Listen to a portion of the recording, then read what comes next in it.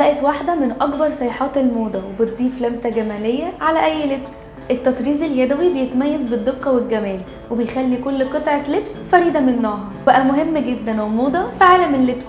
وكل قطعة متطرزة يدوي بتكون فريدة جدا من نوعها، وده لأنها مش مصنوعة بشكل آلي، وده اللي بيخلي الملابس اللي متطرزة بشكل يدوي بتعبر عن شخصيتك بطريقة مميزة. والتطريز اليدوي ليه جذور تاريخية عميقة ويعتبر فن قديم ظهر في تقاليد وثقافات متنوعة، وده اللي بدأ يظهر بيه دلوقتي في مجموعة كبيرة من اللبس. والتطريز اليدوي بيدي فخامة كبيرة قوي لللبس سواء كان فستان أو بلوزة، وبيتميز بالتفاصيل الكتير والألوان الزاهية والواضحة اللي بتخلي القطعة بتاعتك ملفتة للنظر. والتطريز اليدوي مش بس نوع واحد، هنلاقي النقوش بالأزهار والنقوش الهندسية والبرنت أنيمال وحتى الكتابة، والتنوع ده بيديكي مجال واسع تختاري منه اللي انت عايزاه واللي يناسب ذوقك. والتطريز اليدوي هتلاقي منه في الشوزات والشنط والاكسسوارات وحتى ديكورات البيت زي المخدات والمفارش.